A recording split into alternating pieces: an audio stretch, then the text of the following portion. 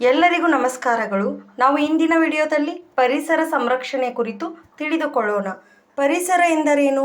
ನಮ್ಮ ಸುತ್ತಲಿರುವ ಗಾಳಿ, ನೀರು, ಭೂಮಿ, ಸಸ್ಯಗಳು, ಪ್ರಾಣಿಗಳು ಮತ್ತು ಪ್ರಕೃತಿ ಸಂಪನ್ಮೂಲಗಳ ಒಟ್ಟಾರೆ ವ್ಯವಸ್ಥೆಯೇ ಪರಿಸರ.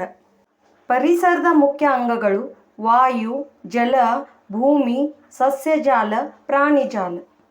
ಪರಿಸರಕ್ಕೆ ಉಂಟಾಗುವ ಸಮಸ್ಯೆಗಳು ವಾಯುಮಾಲಿನ್ಯ, ಜಲಮಾಲಿನ್ಯ, ಭೂಮಾಲಿನ್ಯ, ಶಬ್ದ ಮಾಲಿನ್ಯ, ಅರಣ್ಯನಾಶ, ಹವಾಮಾನ ಬದಲಾವಣೆ. ಪರಿಸರ ಸಂರಕ್ಷಣೆ ಎಂದರೇನು?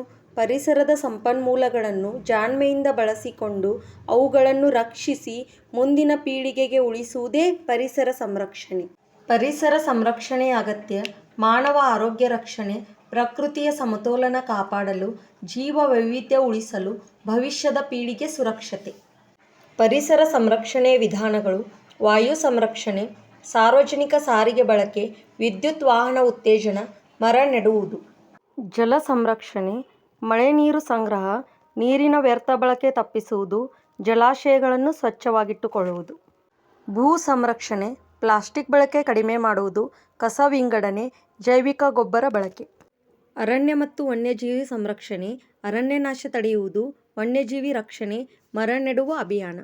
ಶಕ್ತಿ ಸಂರಕ್ಷಣೆ, ವಿದ್ಯುತ್ ಉಳಿತಾಯ, ಸೌರ, ಗಾಳಿ ಶಕ್ತಿ ಬಳಕೆ. ಪರಿಸರ ಸಂರಕ್ಷಣೆಯಲ್ಲಿ ನಮ್ಮ ಪಾತ್ರ: ಪರಿಸರ ಸ್ನೇಹಿ ಜೀವನ, ಪ್ಲಾಸ್ಟಿಕ್ ತ್ಯಾಗ, ಸ್ವಚ್ಛತೆ ಪಾಲನೆ, ಪರಿಸರ ಜಾಗೃತಿ ಮೂಡಿಸುವುದು. ಸರ್ಕಾರದ ಪಾತ್ರ: ಪರಿಸರ ಸಂರಕ್ಷಣಾ ಕಾಯ್ದೆಗಳು, ಮಾಲಿನ್ಯ ನಿಯಂತ್ರಣ ಮಂಡಳಿ, ಹಸಿರು ಯೋಜನೆಗಳು.